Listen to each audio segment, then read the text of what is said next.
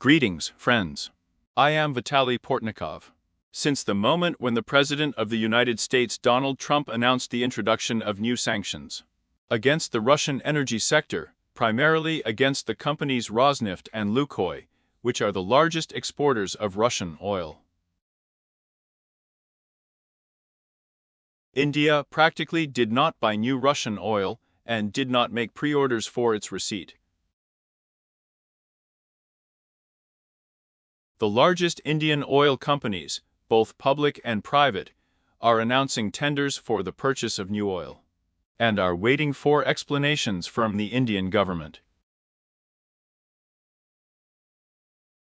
The danger for Indian companies lies primarily in the fact that they do not want to buy oil from legal entities that may fall under US sanctions as early as November, because in this case the banks simply will not miss the deal and thus the plants will be unloaded, which in turn will lead to serious losses.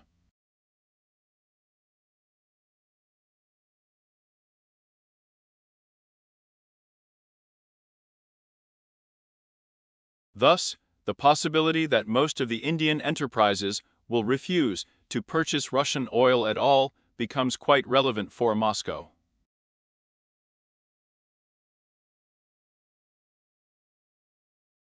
And this is despite the fact that until recently India bought about 40% of all Russian oil. The share of Russian oil in the Indian refining sector began to increase quite rapidly after the beginning of the Great War of Russia against Ukraine in 2022.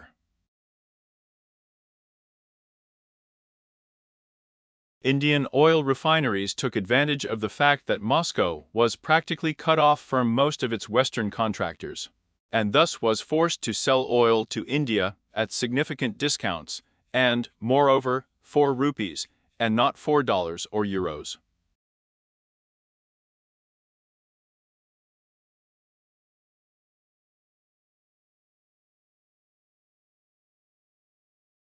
Thus, for Indian enterprises, and for the Indian government, if we talk about replenishing the budget, a completely understandable premium scheme has emerged, buying Russian oil at a discount and for rupees, and selling refined products for dollars and euros at world prices.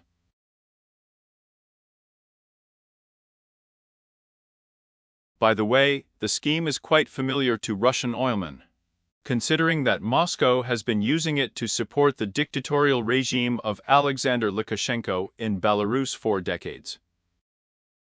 But now, with Washington's new decisions, this scheme is no longer attractive to Indian refineries because of its serious risk.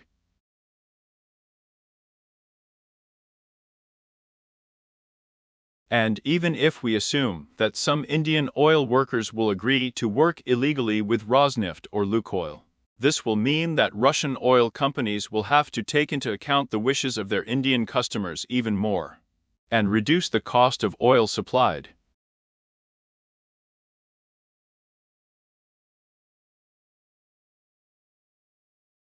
So the revenues of the Russian budget, which President Putin is counting on to continue the aggressive war against Ukraine, will decrease quite seriously.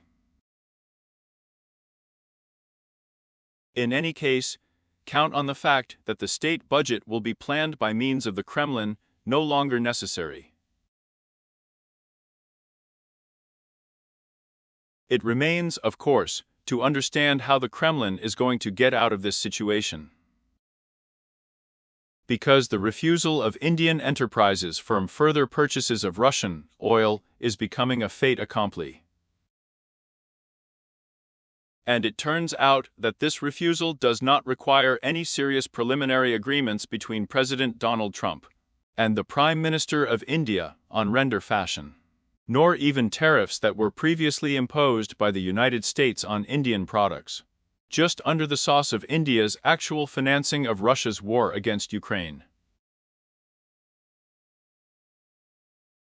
It is enough just to create impossible economic conditions for Indian oil refining companies to put them in front of the fact that oil purchases from Russia are becoming illegal and cannot be part of the financial system of the civilized world.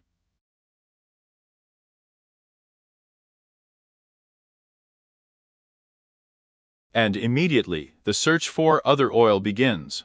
And it immediately becomes clear that Indian refiners will have to give up premium profits on the blood of Ukrainian citizens.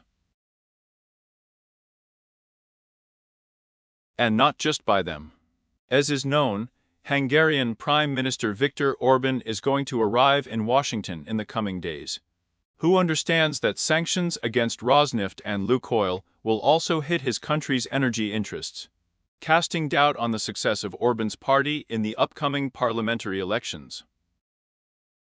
But it seems that not everyone in Washington is ready to take at face value Orban's lie that his country has nowhere to get oil, except from Russia.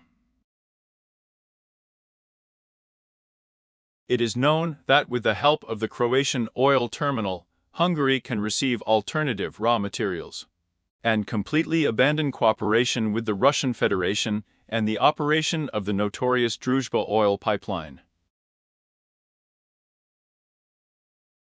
Yes, of course, in this situation, prices for petroleum products in Hungary will increase, but it is impossible to constantly use the tragedy of neighboring Ukraine to enrich its own citizens, and the existence of an incompetent and corrupt regime in Budapest. Delhi also understands that further purchase of Russian oil will lead to economic problems for Indian oil refining companies, and these problems would be better avoided.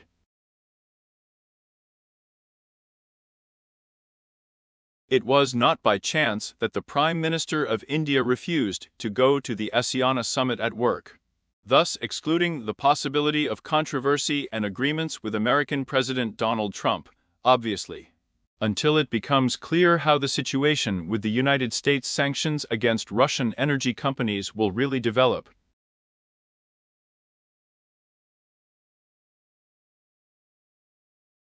After all, it is worth recalling that Vladimir Putin has a few more weeks to agree with the proposals of American President Donald Trump to suspend fire on the Russian-Ukrainian front, and thus abandon further aggression against Ukraine. This would save the Indian oil refining sector and, by the way, the Russian budget. But Putin, for whom war and aggression have become the meaning of his political existence, and who, in his misanthropic actions, enjoys the support of a large part of the Russian society prone to chauvinism and war, hardly thinks that it is necessary to save the Russian and Indian oil industry. Death and blood are still the main political and personal interests of both the Russian president and Russian society. Thank you, friends. Stay on this channel, subscribe to it, subscribe to my social networks on the channel in Patreon, Buy Me Coffee, and Donatello, which helps to develop this product. Use the sponsorship feature in YouTube itself. The world